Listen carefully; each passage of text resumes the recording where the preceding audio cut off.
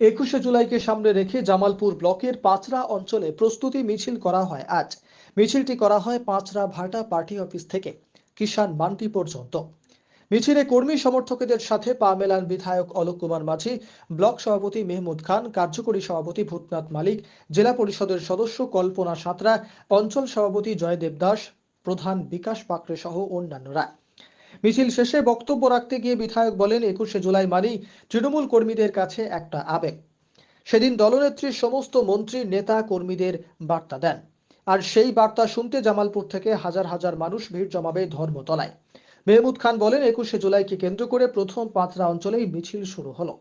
জামালপুর থেকে প্রচুর সংখ্যায় মানুষ সেদিন থাকবে কলকাতার রাজপথে দলনেত্রীর বক্তব্য শোনার জন্য। বিধায়ক এবং ব্লক সভাপতি দুইজনেই উপনির্বাচনে যেটা 4 দলীয় প্রার্থীদের শুভেচ্ছা ও অভিনন্দন জানান। তারা বলেন, যত কুৎসাই করো তোমরা, ফল কিন্তু তোমাদের শূন্য। সেটা ওই অঞ্চলের মানুষ প্রমাণ করে দিয়েছেন।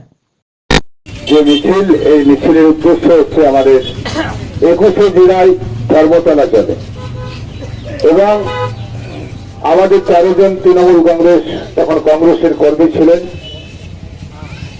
আমাদের ওখানে সিপিএম এর পুলিশ প্রশাসনকে নিয়ে আমাদের 13 জনকে খুন করা হয়েছিল। আমরা যে পরিচয়পত্র নিয়ে আন্দোলন হয়েছিল, সেটা মেইন কাণ্ডারি ছিল মমতা বন্দ্যোপাধ্যায়। আমরা যখন 21শে জুলাই আমরা যাওয়ার জন্য আজকে প্রত্যেকটা আমাদের 13 তারিখ যেমন এখানে আছে বলে আজকে 13 তারিখ হচ্ছে 14 তারিখ গোটা ব্লকে আমাদের বুথে বুথে যখন মিছিল হবে, 15 তারিখে অঞ্চলে অঞ্চলে মিছিল হবে। তাই প্রত্যেকের কাছে আমার আবেদন যে আমরা যারা তৃণমূল কংগ্রেস করি, আমরা যারা পরিচয়পত্র বিজেপিকে সিপিএম বড় কথা নয়, যে মমতা বন্দ্যোপাধ্যায় আন্দোলন করেছিলেন, তাই রাজপথে 13 জনকে খুন হতে হয়েছিল সিপিএম এবং সিপিএম এর হারমাত্রের হাতে। সেই দিন কিন্তু 21শে জুলাই।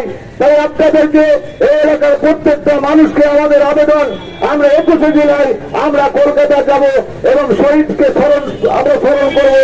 কারণ পশ্চিম বাংলার বুকে এই বিজেপি এবং সিপিএম ভেতর থেকে যে খেলা খেলতে চাইছে, আপনাদের বলতে চাই, আপনারা সকলে মিলে সংঘবদ্ধ হয়ে যেমন বিজেপিকে তাড়িয়েছেন, সিপিএম কে তাড়িয়েছেন, আগামী দিনে আপনারা সকলে সংঘবদ্ধ হয়ে সাধারণ মানুষের এখনো উন্নয়ন যেটুকু বাকি আছে সেই বাকিগুলো আপনারা পূরণ করবেন। সকলে জামালপুর ব্লকের সাধারণ মানুষ যারা ভোটার, তারা কিন্তু 36,368 ভোটে জামালপুরকে আপনারা আশীর্বাদ দিয়েছেন।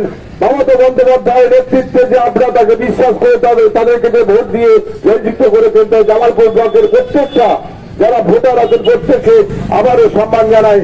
আজকে দেখেছেন সেই লোকসভা নির্বাচনে, আজকে উপনির্বাচনে পশ্চিমবাংলায় 4টে হয়েছে, 4টে তৃণমূল কংগ্রেস দখল করেছে। এটা আপনাদের জানতে হবে, কারণ বিজেপি আর সিপিএম এর অস্তিত্ব বাংলা থেকে কিন্তু মুছে যাবে। এই আপনাদের বলতে চাই, বিভিন্ন জায়গায় কিছু কিছু জায়গায় আছে মিডিয়াকে নিয়ে এবং কিছু সিপিএম এবং বিজেপির চাইছে।